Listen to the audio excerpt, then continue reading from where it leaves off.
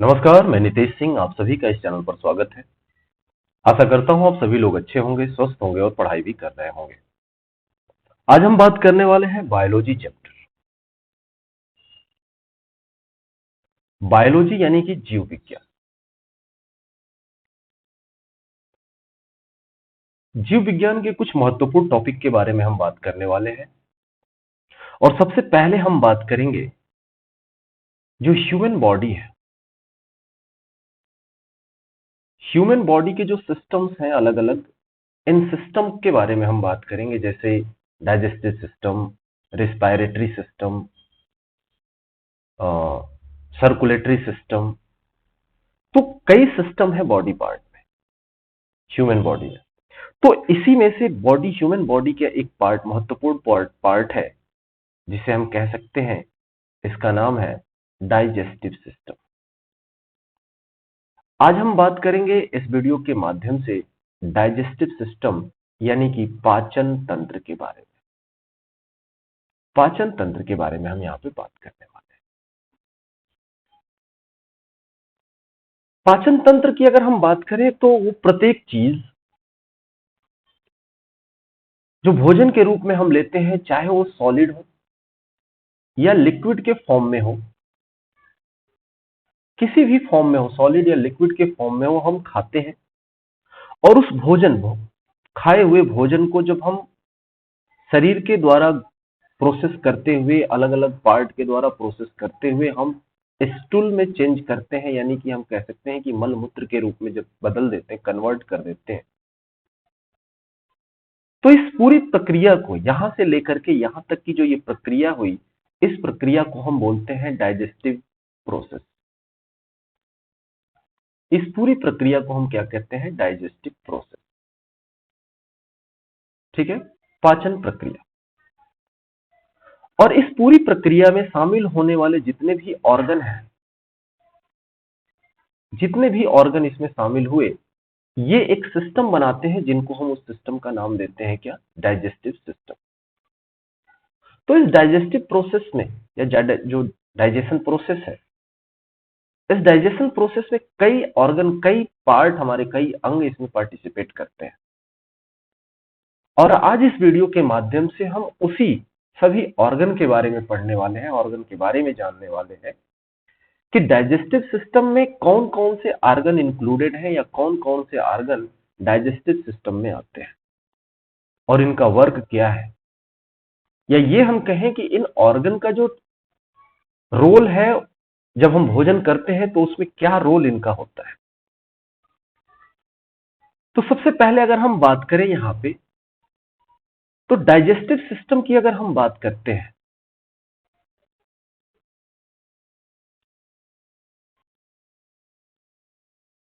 Digestive system की बात करें तो इसे हम मेनली टू पार्ट में डिवाइड कर सकते हैं।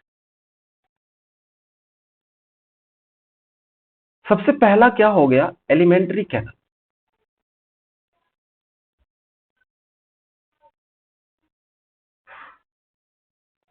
जिसे हम हिंदी में क्या कहते हैं? आहार नाल।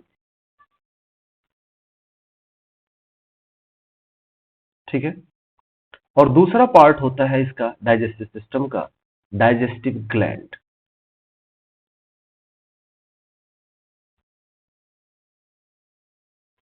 डाइजेस्टिव ग्लैंड का मतलब है पाचक ग्रंथियां।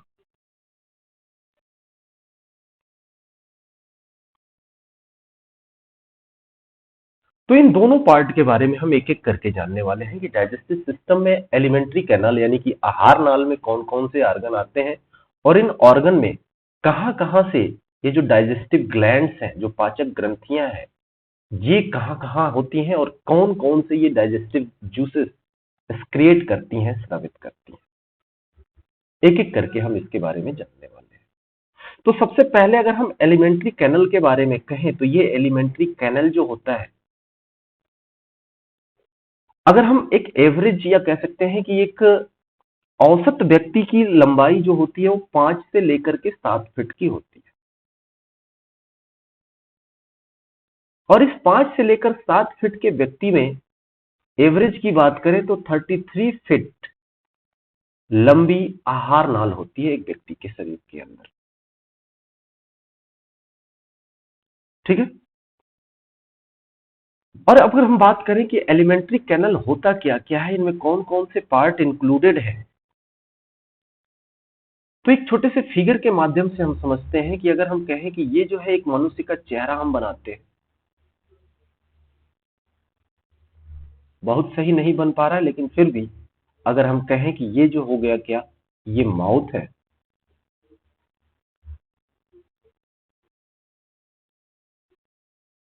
ठीक है।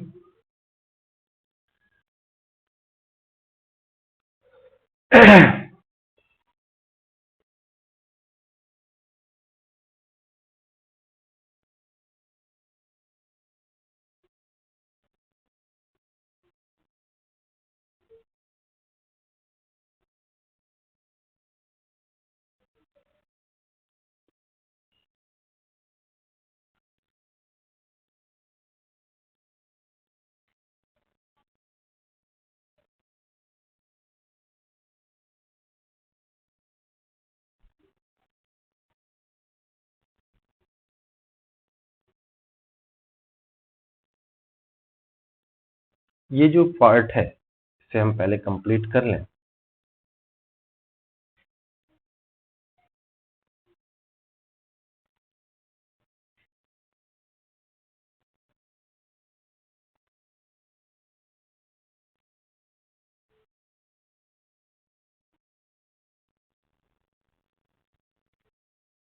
ठीक है।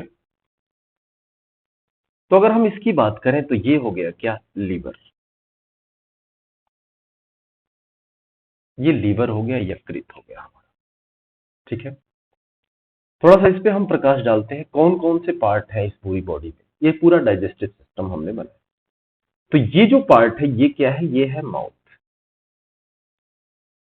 ये है हमारा माउथ। ठीक है। और ठीक माउथ के पीछे जो हमारा जबड़ा होता है, जो हम जिसमें भोजन को चबाते हैं, इस वाले पार्ट में, इसको बोलते हैं माउथ कैविटी। माउथ कैविटी यानी मुख गुहा।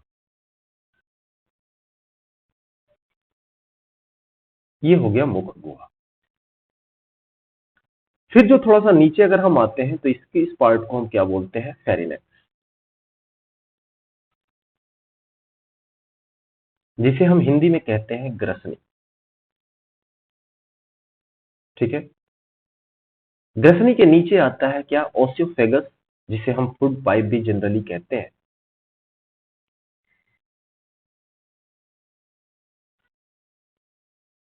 फूड पाइप या ओसियोफेगस।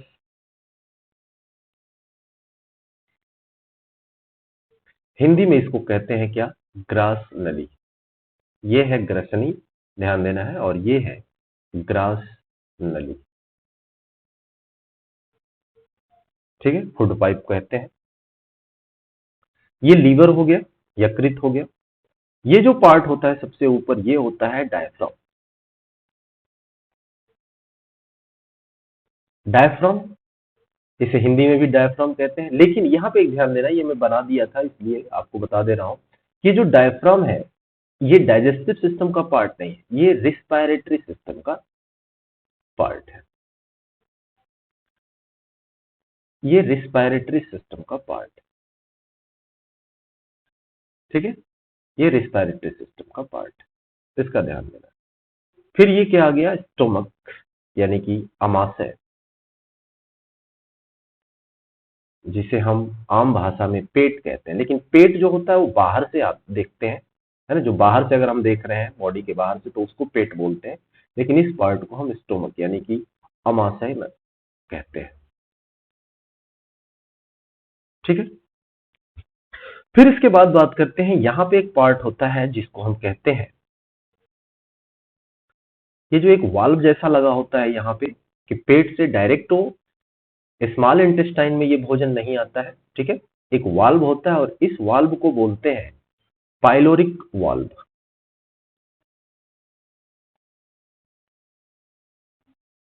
Pyloric valve. ठीक है। और पाइलोरिक वाल्व के ठीक नीचे एक छोटा सा पार्ट होता है जिसको बोलते हैं ड्यूडेनम। डियोडेनम। हिंदी में इसको बोलते हैं ग्रहणी। ठीक है, ये हो गया डियोडेनम, ग्रहणी। फिर ये जो भोजन है ये स्मॉल इंटेस्टाइन में आता है, जो ये इधर से उधर ये लिपटी रहती है। ठीक है, स्मॉल इंटेस्टाइन यानी छोटी आंत।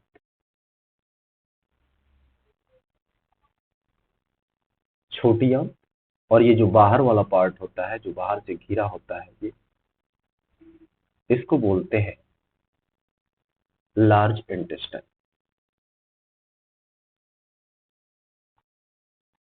लार्ज इंटेस्टाइन यानी बड़ी आंत। ठीक है, ये हो गई बड़ी। अब यहाँ पे कुछ फैक्ट्स देख लेते हैं। जैसे अगर हम यहाँ पे बात करें तो ये जो पार्ट होता है थोड़ा सा ऊपर का, इसको बोलते हैं हम रेक्टम, जिसे कहते हैं मलाशय। जितना भी हमारा मल है यहीं आकर के इकट्ठा होता है, यहीं आकर के जमा होता है, और फाइनली ये जो मुंह होता है इसको बोलते हैं एनस यानी गुदा। इसके द्वारा हम अपने मल को एक्सक्रिएट कर देते हैं, यानी त्याग देते हैं। ये टोटल पार्ट हो गया हमारे आहार नाल यानी कि एलिमेंट्री कैनाल का। कुछ चीजें हैं इसके बारे में हम जान लेते हैं। ठीक है, जैसे अगर हम बात करें स्मॉल इंटेस्टाइन की, तो ये नाम में स्मॉल है, लेकिन ये 6 से 7 मीटर की लंबाई तक की ये होती है। और ये लार्ज इंटेस्टाइन है, लेकिन ये स्मॉल इंटेस्टाइन से लंबाई में छोटी होती है। ठीक है, एक पार्ट होता है यहाँ पे, जब हम स्मॉल इंटेस्टाइन का जब कनेक्शन यहाँ लार्ज इंटेस्टाइन से होता है, तो एक ये छोटा सा पार्ट या कह सकते हैं कि एक चेम्बर होता है, जिसको बोलते हैं सीकम। सीकम, हिंदी में भी इसे सीकम ही कहते हैं। ठीक है, आई होप ये समझ में आ रहा होगा कि जो पूरी बॉडी पार्ट है, या कह सकते हैं कि पूरी हमारी बॉडी में जो डाइजेस्टिव सिस्टम का एक जो सिंगल पार्ट हमने बात किया इसके बारे में, एलिमेंट्री कैनल के बारे में, आहार नाल, ये टोटल आहार नाल के नाम से जाना जाता है। यानी माउथ से लेकर के, हमारे मुंह से लेकर के एनस तक का ये जो पार्ट होता है, जहां जहां से भोजन गुजरता है, भोजन आता है, ये पूरा पार्ट, यानी ये पूरा पार्ट हमारे भोजन को डाइजेस्ट करने में सहायक होता है। किसी न किसी रोल में, किसी न किसी माध्यम में ये यूज होता है, या कह सकते हैं कि भोजन का किसी न किसी प्रकार से ये कहीं ना कहीं डाइजेस्टिव करने में मदद करता है। इसलिए इस पूरे सिस्टम को, पूरे ऑर्गन को मिला करके नाम दिया जाता है, नाम दिया गया है, कह सकते हैं डाइजेस्टिव सिस्टम। आइए एक एक करके इसके बारे में हम थोड़ा डिटेल में जानते हैं। सबसे हम पहले बात करेंगे माउथ कैविटी। माउथ के बारे में तो देख लिया कि हमने मुंह में ये भोजन लिया, तो सबसे पहले शुरू कहाँ से होता है हमारे भोजन का डाइजेशन, तो ये होता है माउथ कैविटी से। इसके बारे में जानते हैं। ठीक है, तो सबसे पहला पार्ट हम शुरू करेंगे क्या, माउथ कैविटी।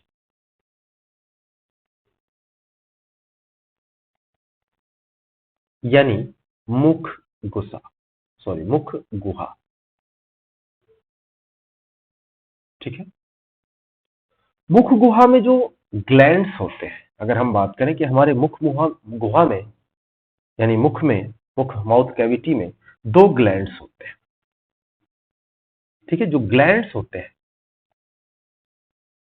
अब इनके हम कार्य, फंक्शन देख रहे हैं कि इनका क्या कार्य होता है। तो इसमें ग्लैंड्स होते हैं। सबसे पहले अगर हम बात करें तो इसमें एक होता है पैरोटिड ग्रंथि। पैरोटिड ग्रंथि, ये पैरोटिड ग्रंथि कहां होता है, तो ये दोनों कानों के नीचे होता है। दोनों कानों के हमारे नीचे होता है। ठीक है, पैरोटिड ग्रंथि दोनों कानों के नीचे होता है। एक दूसरा ग्लैंड है, अगर हम बात करें यहाँ पे, दूसरा ग्लैंड क्या है, सबलिंगुअल ग्रंथि।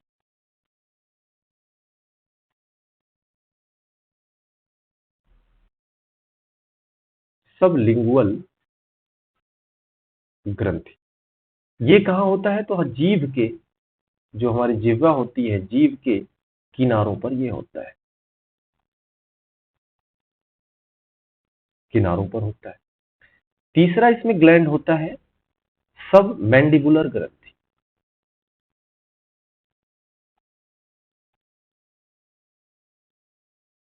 सब मैंडिबुलर ग्रंथि ये कहाँ होता है? तो ये हमारे लोअर जबड़े में होता है, यानी निचले जबड़े में होता है, लोअर जबड़े में होता है। ठीक है। सबसे पहली चीज कि माउथ कैविटी यानी कि मुंह में डाइजेशन किस चीज का होता है? तो यहाँ पे मुंह में जो है कार्बोनेट का डाइजेशन होता है।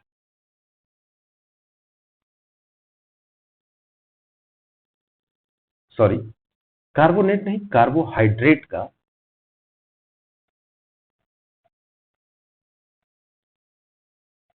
कार्बोहाइड्रेट का डाइजेशन होता है।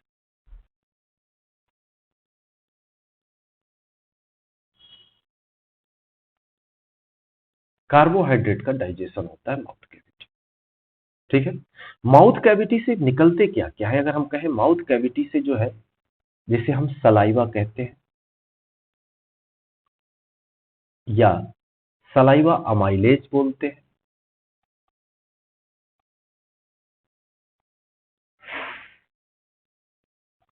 सलाइवा अमाइलेज या टाइलिन,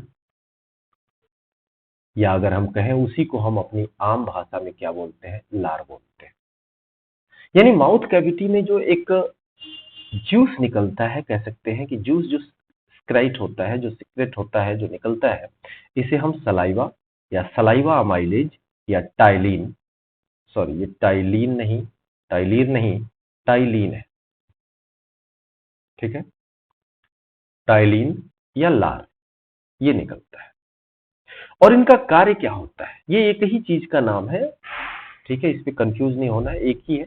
चाहे वो सलाइवा के नाम से आ जाए, सलाइवा अमाइलेज के नाम से आ जाए, टाइलिन के नाम से आ जाए, या लार के नाम से आ जाए। ठीक है। अगर हम बात करें इनकी जो पीएच वैल्यू है, जो लार की कह सकते हैं या टाइलिन की जो पीएच वैल्यू है, ये होती है 6.4 से लेकर के 7.2 तक। ठीक है, ध्यान देना, कभी कभी क्वेश्चंस में आते हैं ये कि लार का जो पीएच वैल्यू क्या है, तो 6.4 से लेकर के 7.2 तक लार की पीएच वैल्यू होती है। ठीक है। इसका वर्ग क्या होता है? तो ये जो इसका वर्ग होता है, ये जो खाने में मौजूद, हमारे खाने में जो भोजन हम करते हैं, भोजन में मौजूद जो स्टार्च होता है, स्टार्च को कन्वर्ट करता है। स्टार्च को कन्वर्ट करता है किसमें? शुगर में। ध्यान देना, ये सलाइवा या सलाइवा अमाइलेज या टाइलिन या जो कह सकते हैं लार, जो कि हमारे खाने में मौजूद जो स्टार्च होता है, ये इस स्टार्च को कन्वर्ट करता है किसमें? शुगर में कन्वर्ट करता है। ठीक है। स्टार्च को बोल सकते हैं पॉलीसेकेराइड, पॉलीसेकेराइड, यानी हम ये कह सकते हैं कि भोजन में मौजूद पॉलीसेकेराइड को शुगर में कन्वर्ट करता है कौन? सलाइवा, टाइलिन यानी लार। ठीक है। फिर और देखते हैं माउथ में और क्या क्या निकल सकते हैं, यानी क्या क्या निकलते हैं। तो दूसरी चीज अगर हम बात करें तो म्यूकस, जिसे हम हिंदी में श्लेष्म बोलते हैं, जिसे हम हिंदी में श्लेष्म कहते हैं, ये क्या काम करता है? तो ये जो खाने को, जब हम खाना खाते हैं, चबाते हैं, तो उस खाने में चिपचिपाहट पैदा करता है।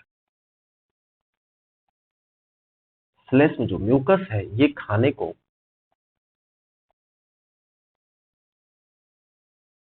चिपचिपाहट देता है। ठीक है। दूसरी अगर हम बात करें तो जल यानी कि वाटर, ये क्या करता है भाई? तो ये खाने को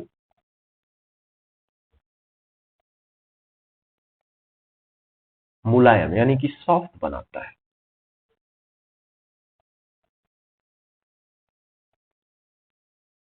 ठीक है।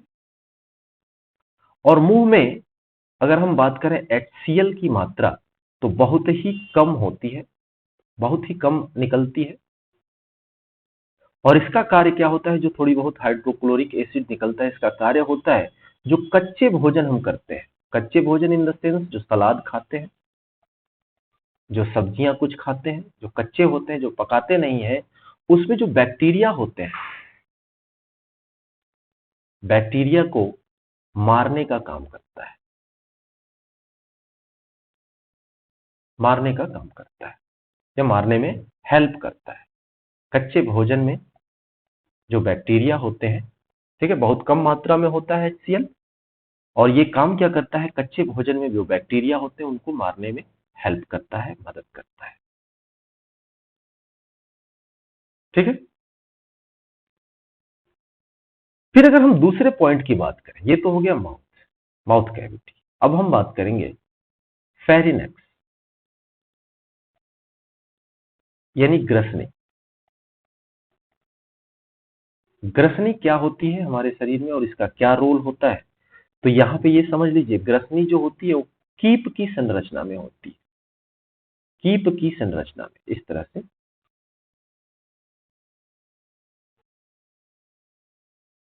कीप की संरचना में होती है।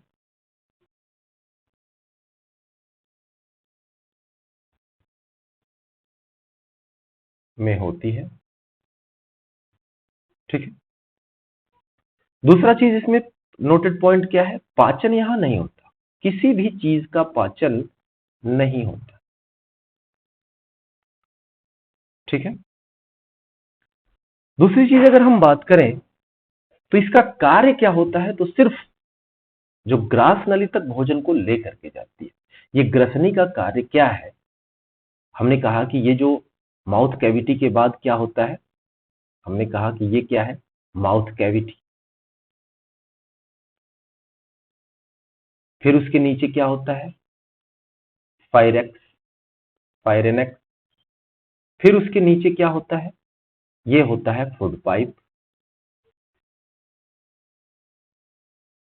तो जो ये फेरेनेक्स है, इसका कार्य क्या है, सिर्फ भोजन को पास करना, यानी कि यहां से इसको जाने देना, किसमें, फूड पाइप में, ठीक है।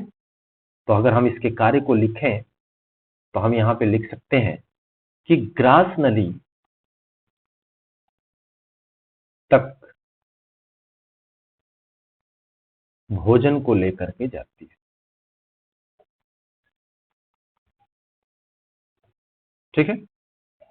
पेरेनेक्स का कार्य इतना है, कीप की संरचना में होती है, यहां किसी भी प्रकार का पाचन नहीं होता है, और ग्रास नली तक भोजन को लेकर के जाती है, ठीक है। आगे देखते हैं तीसरे पॉइंट के बारे में। अगर हम बात करें तो तीसरा हमारा क्या था, फूड पाइप यानी ओसियोफेगस,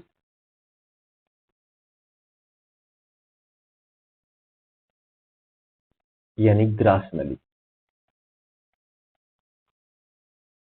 ठीक है, जिसे हम फूड पाइप भी कहते हैं,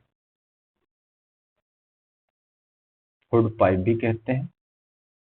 अब यहां पे इसका क्या वर्क है, इसको हम देखें अगर,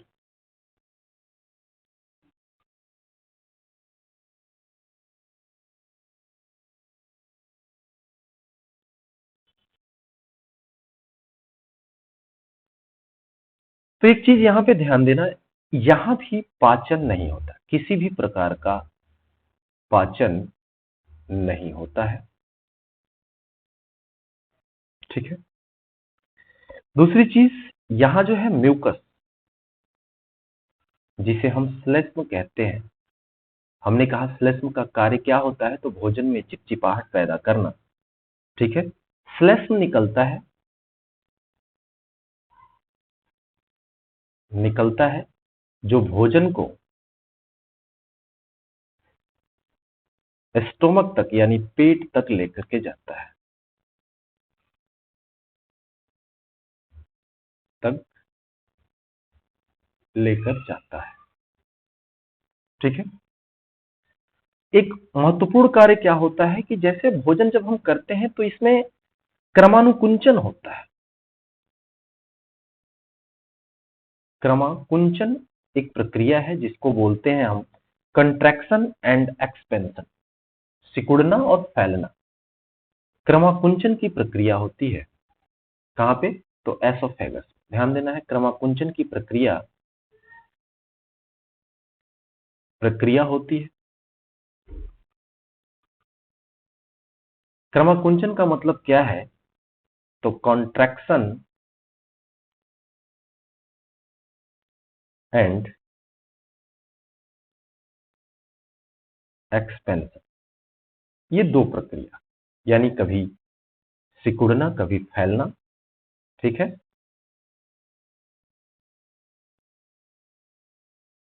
जैसे अजगर कोई चीज को निगलता है या सांप किसी किसी वस्तु को निगलता है, तो उसके भी शरीर में क्रमाकुंचन की प्रक्रिया होती है, कंट्रैक्शन एंड एक्सपेंशन। एक जगह से, एक साइड से क्या करेगा, मान लीजिए यहाँ क्या करेगा, वो कंट्रैक्शन करेगा, संकुचन करेगा, चिपकाएगा, तो ये चीज जो है आगे बढ़ के जाएगी, और यहाँ एक्सपेंड करेगा, फैलाएगा, तो ये धीरे धीरे धीरे धीरे जो भी ये विषय वस्तु है ये क्या होगी, आगे की ओर बढ़ती चली जाएगी। फिर ये थोड़ा यहाँ क्लोज करेगा, यहाँ फैलाएगा। इस तरह से ये जो भोजन है एसोफेगस में इसी तरह से हमारे पेट तक पहुंचता है, ठीक है। तो इस वीडियो में इतना ही रहने देते हैं, आगे हम बात करेंगे बाकी और पार्ट के बारे में। तब तक के लिए अपना और अपनों का ध्यान रखें। नमस्कार।